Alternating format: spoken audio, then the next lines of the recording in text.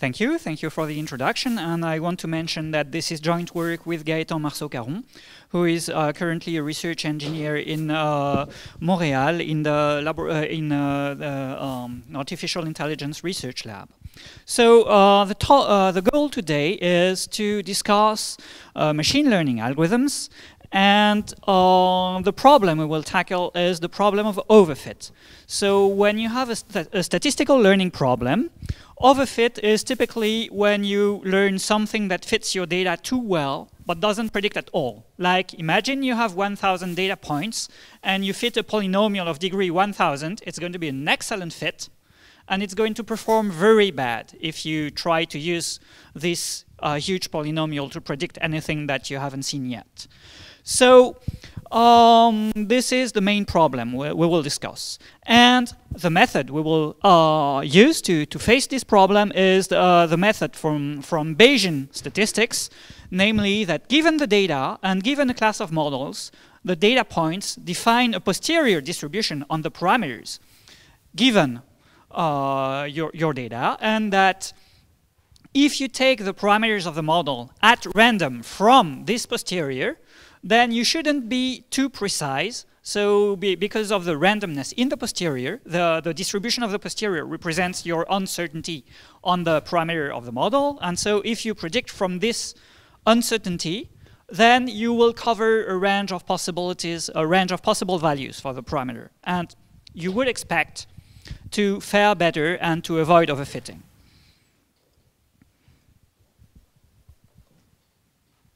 So the Bayesian posterior is, in theory, the best way to do this if the data really follows the model. Of course, this is not usually the case, but still, you can dream. And in particular, I will focus on a very fashionable class of models, namely neural networks. And the problem of overfit is quite severe with them, because usually you have more parameters than data points, because you want to be able to represent any possible hypothesis for the relationships between the variables in your problem, and that means like a quadratic number of parameters. And so there is a serious risk of overfit, which we see in practice. I'm not going to use anything about neural networks. The only thing you need to know is that there are statistical models with large dimensional parameters that can represent very complex relationships between the input variables and the output variables that you want to predict. So just to fix notation, I will use a data set made of points xi, yi of size n, and the goal is to predict y from x using any kind of model. And what I will assume is that the model belongs to a parametric class with parameter theta. And the model is, the prediction is probabilistic. Given x, you predict a probability distribution of y, and this prediction depends on the parameter theta. And the goal, as usual, is something like maximize the log likelihood of the data you see, so the sum of the logs of the probabilities of the observations, given the input data. And of course, this is the log of the product of the probabilities, so this is just equivalent to maximizing the total probability. The standard algorithm that is currently used in the machine learning community, well, it's not the only one, but it's one of the most standard ones, is stochastic gradient. And stochastic gradient has the advantage that even if you have 1 billion data points, you start learning even after having seen the first 20 points or so. So you just need a few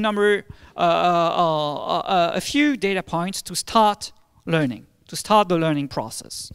And this goes as follows.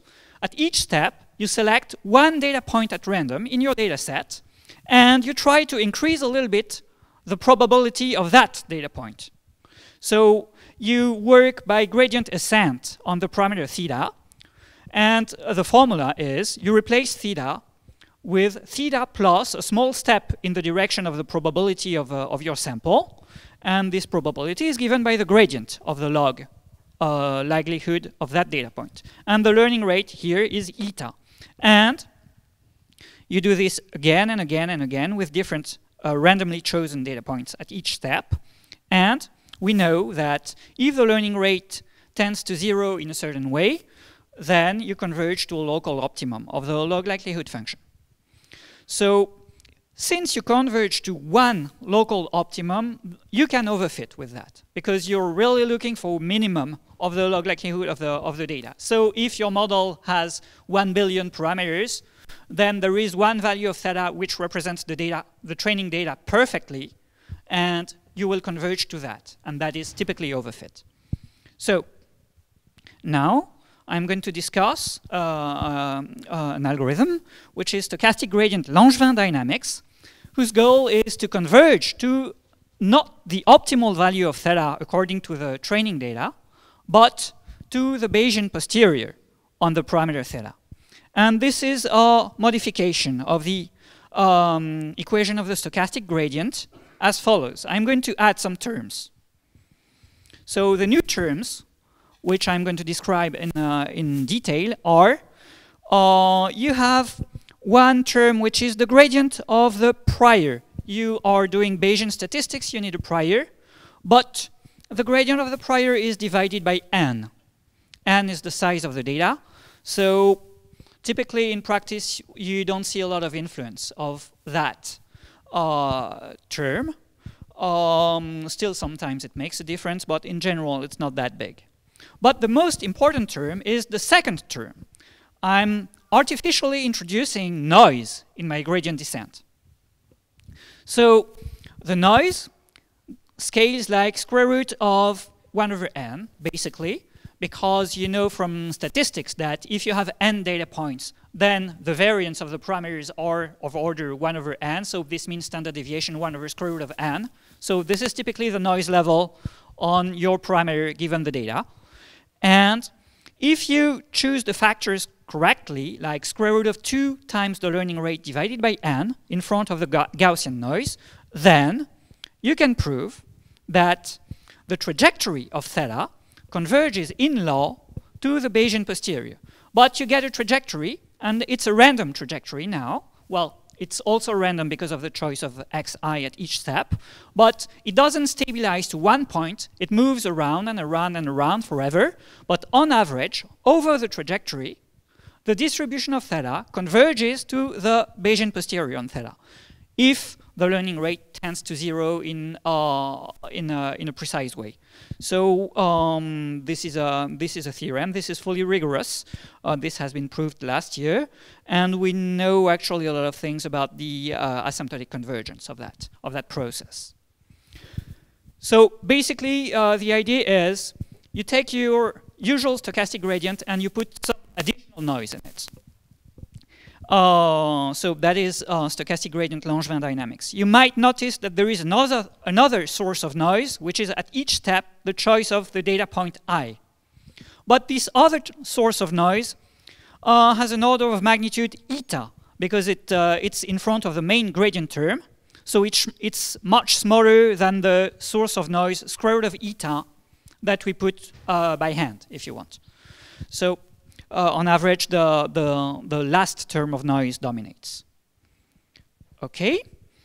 So now a summary of this gradient descent is theta is updated by a gradient term plus a noise term. Now, you know, because you're from the information geometry community, you know that if you talk to geometers, they tell you you should never use a gradient step without a preconditioning matrix, which is typically the inverse of a Riemannian metric.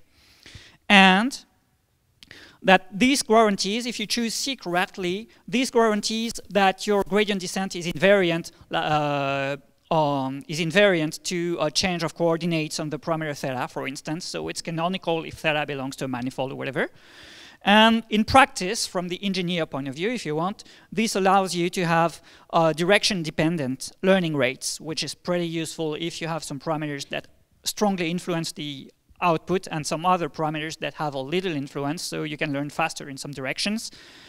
And of course, if you listen to Amari, he proved 20 years ago that the best possible C is the inverse Fisher matrix, because this gives you asymptotic efficiency.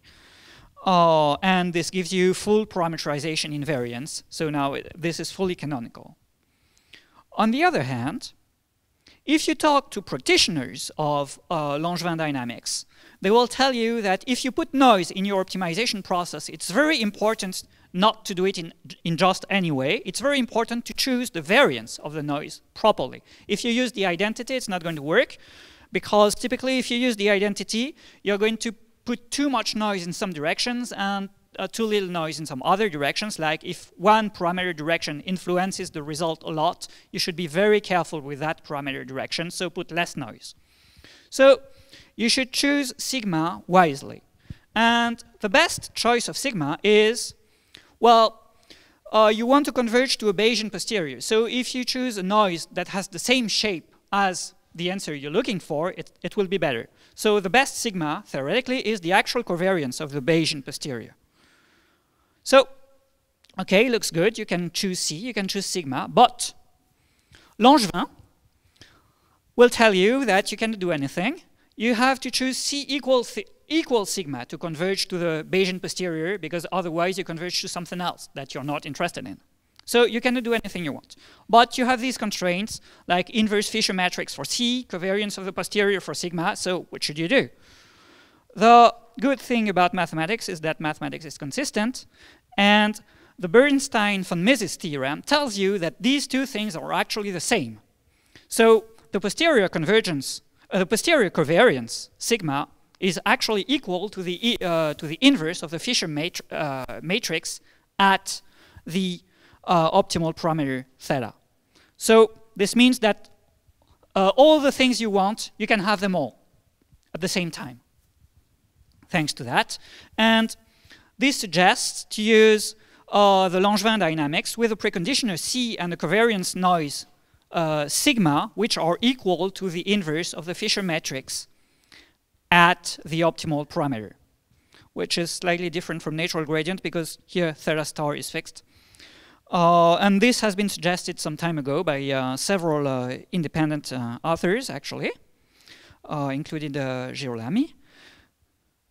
Okay, so you can have everything at the same time.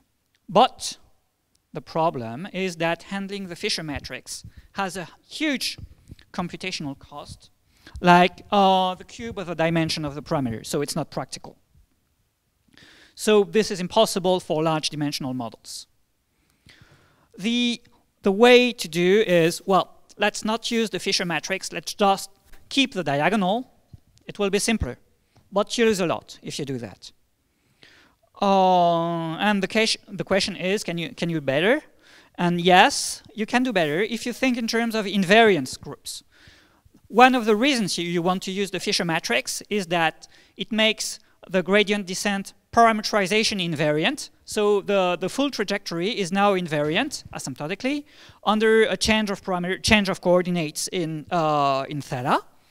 And so that means that you have an invariance group that is the set of all diffeomorphisms of theta, if you use the full Fisher matrix. Can we use simpler versions of the Fisher matrix that would have still a large invariance group? And the answer is, yeah, you can try to strike a balance. If you use just the Euclidean gradient descent, you don't have any invariance. If you use the diagonal, the associated invariance group is the scaling of all axes of the parameter independently, all the coordinate axes, but you cannot say rotate or whatever. And for null networks, you can do slightly better than that. You can define an approximation of the Fisher matrix that guarantees invariance to all affine transformations of all the activities of units in your neural network, independently from each other. Like if you scale one unit and you shift it, it doesn't change the behavior of the trajectory of your Langevin dynamics. So, and this you can do at small cost. Actually, the resulting Fisher matrix is blockwise diagonal plus rank 1, so you just have to remember the diagonal and one additional vector. So this is very cheap, and you can gain a lot by doing that. Sometimes you see that if you keep only the diagonal of the Fisher matrix, you don't do better than just Euclidean gradient descent. But if you use this quasi-diagonal, then you have a noticeable increase in performance. And so you can define a quasi-natural Langevin dynamics for null networks, and using this quasi-diagonal Fisher matrix approximation. So that's what we did, or tried to do. And since the Langevin dynamics converges whenever C equals sigma, remember, but for any value of C or sigma, in particular, it's still true. You still converge to the Bayesian posterior if you use this Fisher matrix approximation. So experimentally, we have made only very, very small experiments, actually. So on the classical data set, which is called NIST, and which is about recognizing handwritten digits, like you have an image with a handwritten digit, and you want your neural network to say this is a 9, this is a 2. If you do natural Langevin dynamics, using C equal the identity or the diagonal of the Fisher matrix or the quasi-diagonal Fisher matrix, only the quasi-diagonal version of the Fisher matrix is able to do as well as the standard recipe that people use without justification in neural networks, which is dropout. So to conclude, I'd like to mention two problems with that approach. The problem is you get a trajectory. So if you want to really represent the Bayesian posterior, then you have to store many values of theta along the trajectory. Like in the experiments below, we had to store like more than 1,000 different values of the neural network weights.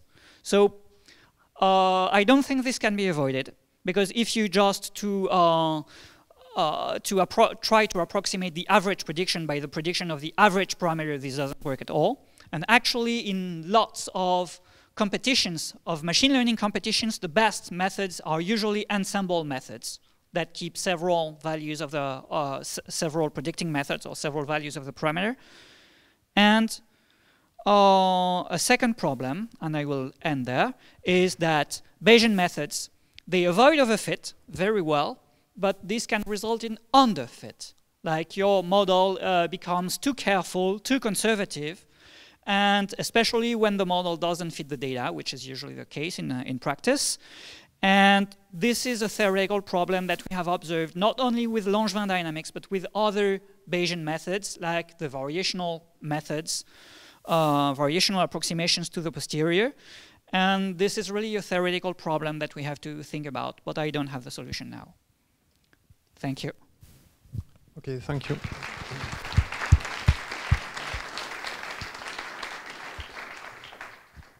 Okay, other questions?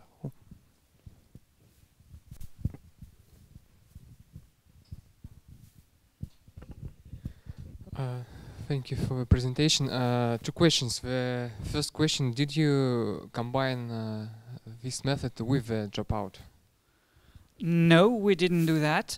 I'm not sure it would make sense from a theoretical point of view, but we could try, yeah? But Okay. still, we think that we are already adding too much noise with this method. So putting even more noise. The second question is, there is another maybe more practical and heuristic way to add noise to make the batch smaller, so to make the batches in the gradient descent smaller.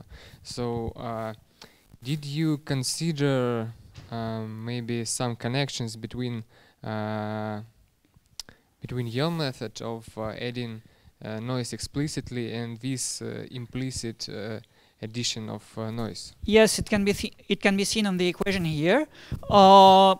The most noise that you can get from the size of the mini batch is that when the size of the mini batch is equal to 1. Yes. So you select one data point at a time, and then in that case the noise is like proportional to the learning rate, eta. You want noise proportional to square root of eta. Okay. So if you do that, you don't get enough noise. Okay. Thank you. Okay, thank you. Maybe one last question. I can also just shout. So in the slide you had, in your last slide, you have this plot where it seems like you show that the diagonal version of your Langevin dynamics actually diverges. Because